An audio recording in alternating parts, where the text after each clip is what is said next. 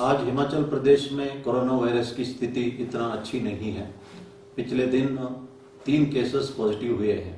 इनमें से 2 cases Hamirpur district में, हमीरपुर टाउन में तथा नादौन में हुआ है और 1 केस जो है तलेल जो क्वारंटाइन सेंटर बटियाड सब डिवीजन में है वहाँ पे पाया गया है।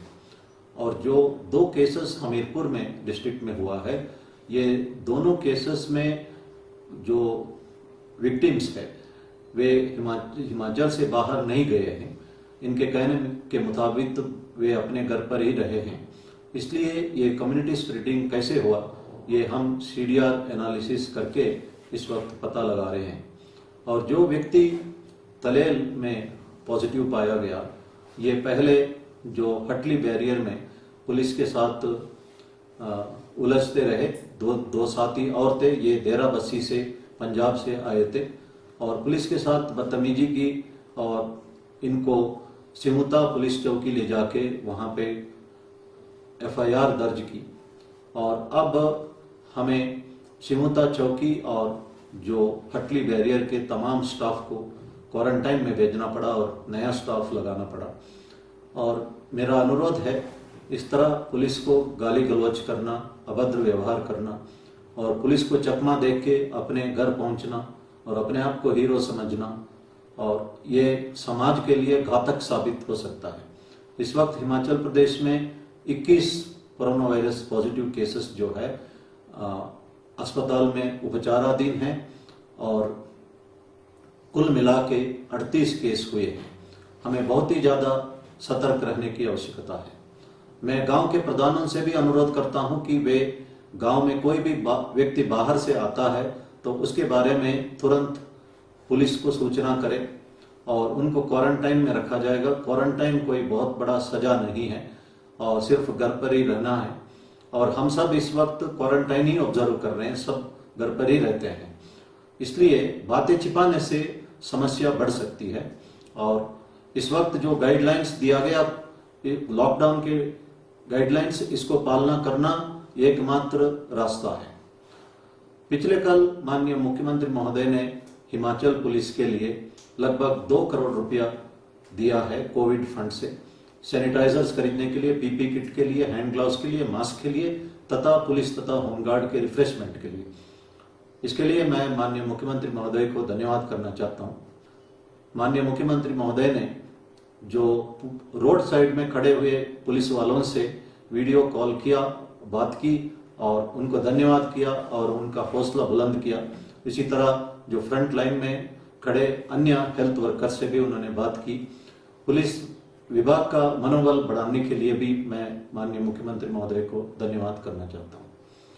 और हमारे नॉलेज में एक बात आई है कि जो हिमाचल बाउंड दिल्ली और चंडीगढ़ से वापस लाने के लिए ट्रांसपोर्ट अरेंज करने के बारे में लिंक्स भेजा जा रहा है, ये सही नहीं है। ऑफिशियल इंफॉर्मेशन आपको ऑफिशियल चैनल में ही मिलेगा, इस तरह का लिंक से नहीं। इसी तरह KBC के बारे में भी जो आपका पर्सनल डिटेल्स मांगा जा रहा है, मैसेजेस भेजा जा रहा है, ये भी एक किस्म के फ्रॉड है। और गूगल ने कोई 18 मिलियन जो कोविड-19 के संबंधित फेक न्यूज जो है के बारे में जो मैसेजेस को इन्होंने डिलीट किया है। और डोमेस्टिक वायलेंस का जो केसेस है इस वक्त थोड़ा बढ़ रहा है।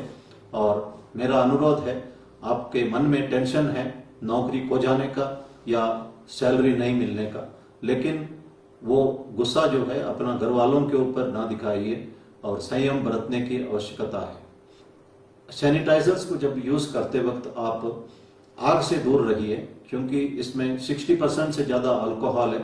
अगर आप चूल्हा का नजदीक इसको इस्तेमाल करेंगे तो घर में आग लगने का संभावना है।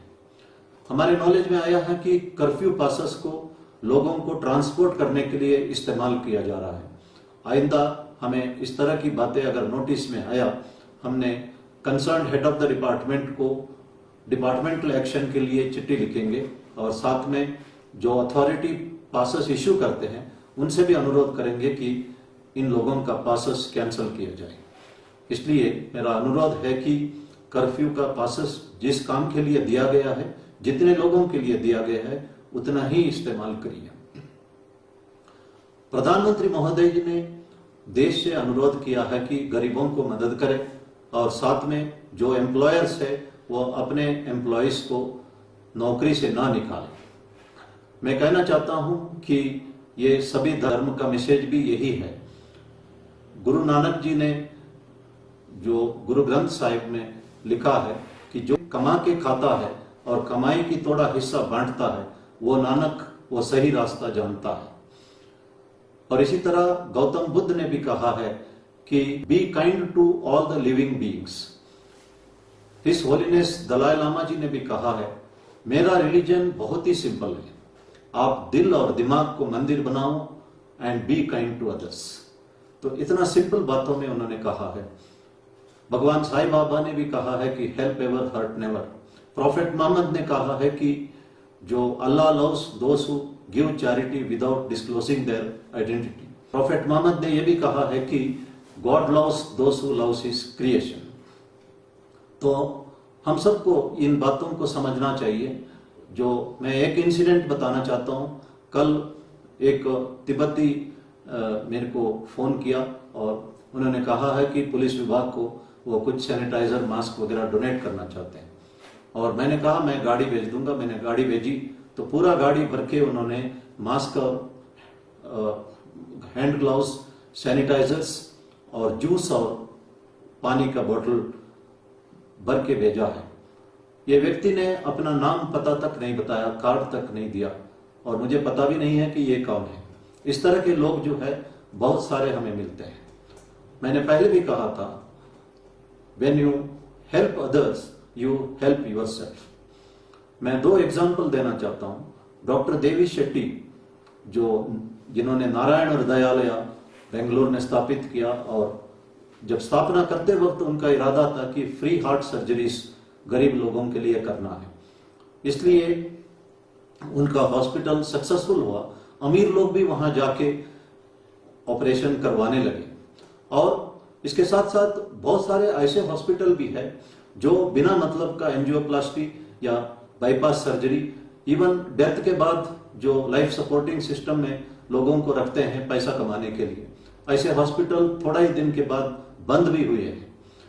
डॉक्टर जी वेंकट स्वामी जो मदुराई में जो रिटायर्ड आर्मी के ऑप्थेल्मोलॉजिस्ट थे, आंख का डॉक्टर थे, जब वो घर आए उन्होंने देखा बहुत सारा जो कैटरैक्ट ब्लाइंडनेस है मदुराई में। अपना घर को उन्होंने हॉस्पिटल कन्वर्ट किया, 11 बेडेड हॉस्पिटल, और कैटरैक्ट निकालना शुरू कर दिया और खाना भी खिलाना शुरू कर दिया अपना कमाई से। और बाद में इंट्राओक्युलर लेंसेस आए। एक IOL जो है उसका दाम $200 था और डॉक्टर वेंकट स्वामी के पास पैसा नहीं था, ना गरीबों के पास। उन्होंने हमदर्दी दिखाते हुए मदुराई में ही IOLs मैन्युफैक्चर करना शुरू कर दिया और वो $5 में प्रोड्यूस कर सके। दुनिया के बहुत सारे राष्ट्र जो है डॉक्टर वेंकट स्वामी से ये $5 का IOL खरीदना शुरू कर दिया और उनका घर कन्वर्ट हो गया। ये मैग्निफिसेंट अरविंद नेत्रालय बना और वे हजारों ऑपरेशंस करने लगे। और Indian institute of management Narayan Hrudayalaya तथा अरविंद नेत्रालय का एग्जाम्पल सक्सेसफुल बिजनेस मॉडल के तौर पर प्रस्तुत कर रहे हैं। लेकिन इन दोनों का जो इरादा नेक था और ये सिर्फ गरीबों का मदद करना चाहते थे और अपना बिजनेस में सक्सेसफुल बने। और इससे हमें सीखना चाहिए कि when you help others finally you help yourself. एक बॉलीवुड की अभिनेत्री कैंसर ट्रीटमेंट के लिए न्यूयॉर्क गई और वहां का अस्पताल का एक पैथोलॉजिस्ट डॉक्टर उसके पास आके बैठती थी और उसको मोटिवेट करती थी कि आप कैंसर को फाइट कर सकते हैं। और इन द एंड वो कैंसर मुक्त हो गई और वो पैथोलॉजिस्ट थोड़ा धीरे धीरे कम समय उसके साथ बिताने लगी। जब वो इंडिया वापस आने लगी तो उस पैथोलॉजिस्ट से पूछा है कि मैं आपको जानती तक नहीं, आपने इतना पेन मेरे लिए, आपके पास टाइम नहीं था, फिर भी आप मेरे साथ बैठ के मुझे मोटिवेट करते रहे, इसका क्या मकसद है? शायद मैं आपसे दोबारा ना मिलूं। उस पैथोलॉजिस्ट ने कहा कि मैंने आपके लिए ये मोटिवेशन इसीलिए दिया ताकि आप भारत जाके किसी और को इसी तरह मदद कर सकोगे। तो दुनिया एक दूसरे का मदद से ही चल रहा है और हमें समझना चाहिए कि ये एक सुनहरा मौका है दूसरों को मदद करने के लिए। एक बार स्वामी विवेकानंद जी रेलवे स्टेशन के पास बैठे थे, वो 2 दिन से उन्होंने खाना नहीं खाया था। उस वक्त एक अमीर आदमी दौड़ दौड़ के उनके पास आया और कहा है कि मैं भगवान रामचंद्र जी का भक्त हूँ। आज मैं जब दोपहर का नैप ले रहा था, इतने में रामचंद्र जी आए स्वप्न में और उन्होंने कहा मेरा भक्त जो है 2 दिन से खाना नहीं खा रहा है, फलाना जगह पे बैठा है, वहां जाके उसको खाना खिलाओ। और ये एक सच्ची घटना है और इसका मतलब जो है, जो भूखे रहते हैं, जो लोग भूखों को खिलाते हैं, भगवान सब देखता है।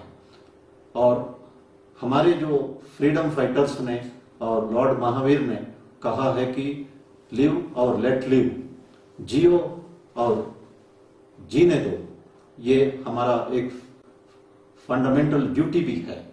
मैं इतना ही अनुरोध करता हूं प्रधानमंत्री जी के अनुरोध पर तथा आज के हालात देखते हुए हम इस कॉन्सेप्ट को थोड़ा बढ़ाएं, live let live and help live. धन्यवाद। जय हिंद।